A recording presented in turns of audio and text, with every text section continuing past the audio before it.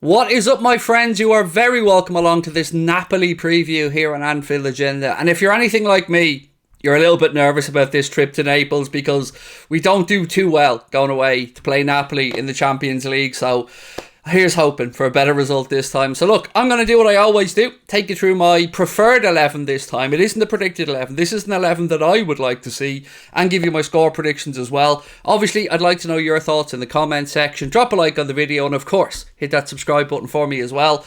Bit of a warning.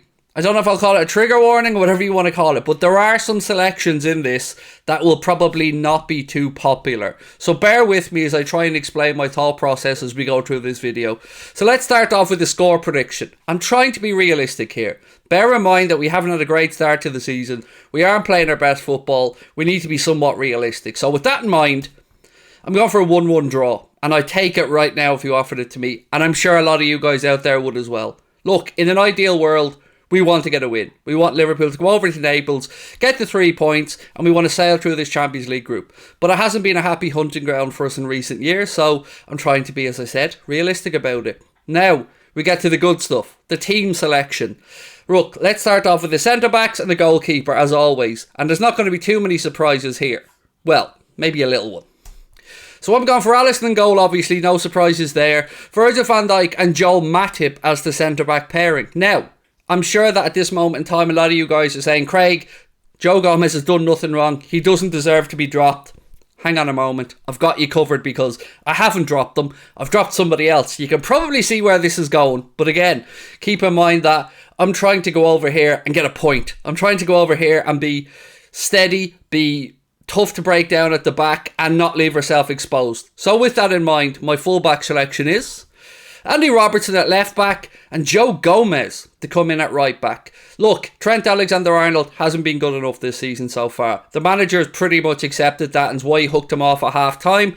I'd like to see Joe play this game, although I will openly admit, I have said previously and I will probably say in the future, Joe Gomez makes me a little bit nervous at right back compared to centre back because I don't think he's as good in the position as he is at centre back, but it was really between himself and James Milner for me, and I went with Joe Gomez for his age, for his pace, and is more defensive now. Jimmy Milner's a utility man that can fill it anywhere, but for me, Joe Gomez should play this game. It's not that I don't like Trent, of course I like Trent, but I'm not willing to just bury my head in the sand and keep banging our heads against the brick wall, playing the same team and hoping for a different outcome when some players just clearly are not in form. Moving into midfield now, and this is again a bit of a shake-up. We did get the news that Jordan Henderson is going to be out for around 3 weeks with that muscle injury picked up. So we have to look to midfield and we have to ask ourselves who are the options. Thiago should probably be in the matchday squad, but I think it's too much to ask Thiago to come in and play straight away or start straight away. I don't want James Milner starting in midfield. So what does that leave me with? Well, it leaves me with Arthur to play in a double pivot with Fabinho. And that's what I'd like to see. Yes, look, we haven't seen Arthur kick a football for Liverpool. We don't know how he's going to fit into the system. He hasn't had much time to train. But ultimately, I just want somebody to help break up play with Fabinho, pass the ball and give it to more attack-minded, gifted players who can look to do something at the opposite end. And again, it's about making sure that we aren't leaky at the back. It's about making sure that we try and keep things simple and realise that we're going away to play against a very good Napoli side. And I want us to at least take something from the game. So, let's look ahead now and see who I've got in that attacking midfield position.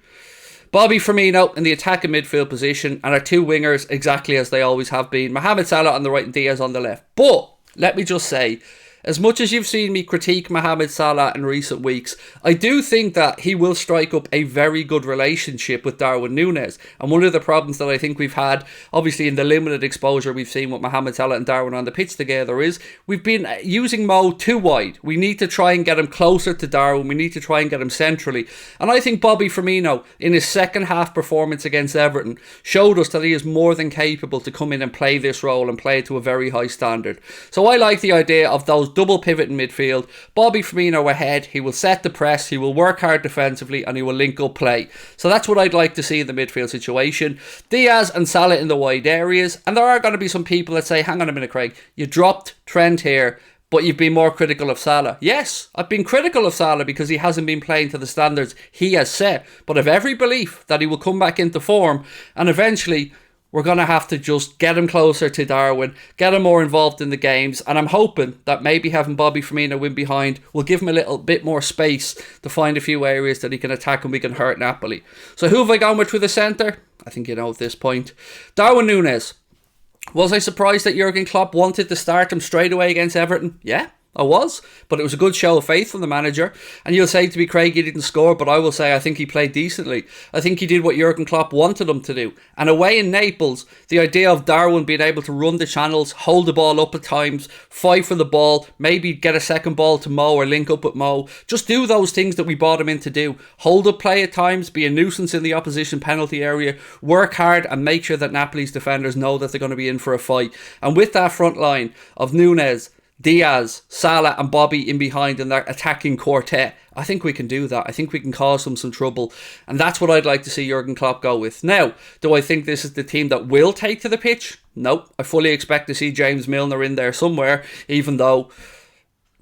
Well, look, it just highlights our shortage in midfield, doesn't it, really? And it's no surprise to me, by the way, and I'm sure you've seen these articles again today, doing the rounds that Liverpool are now earning more money than Manchester United. We're generating more revenue than Manchester United. We're seeing all these great things again, telling us how great FSG are at generating money and how Liverpool are going in the right direction. Problem is, once again, transfer markets just closed. We didn't act like a big club. We didn't back our manager enough. Other clubs have. But here comes the PR machine. Here comes the line out to tell us how great Liverpool are performing financially and how clever FSG are.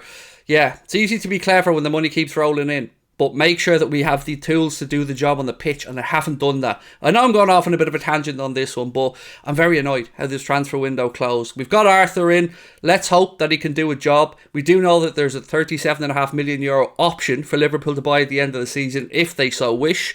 I'm hoping that Arthur plays himself into Jurgen Klopp's thoughts, because at 26 years of age, I think he's around 26 years of age now, that's fine. That's absolutely spot on with me, and €37.5 million seems like a very fair price if he does indeed work out. And he also has very good reason to make it work out, because obviously Juventus doesn't suit his style of play under Allegri. Didn't work out from a Barcelona. I still don't understand why they swapped him for an ageing Pjanic. Pjanic's a wonderful footballer, but at the age they brought him in at, I just thought it was silliness. So look, Arthur has a chance to prove, chance to put himself in Klopp's mind. I'd like to see him given the nod, purely because we don't really have many other midfield options. Yes, Curtis Jones is back, but do I feel confident putting Curtis Jones out over in Naples to play in the European game?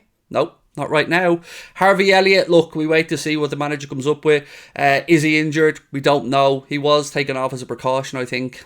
He just wasn't playing too well either, let's be honest. So I'm fully expecting him to probably be out for a while, the way our luck has gone. But that's it for me, my friends. That's the 11 I'd like to see Jurgen Klopp go with in Naples. Alisson in goal, Gomez at right back, Robbo at left back, Virgil van Dijk and Joe Matip at centre back, with Arthur and Fabinho in a double pivot, Bobby a little bit ahead, Salah right, Diaz left, and Darwin Núñez through the centre. And as I said, I'll take a point. Let me know your thoughts in the comment section. Appreciate your support as always. I'll talk to you soon. Take care. Bye bye.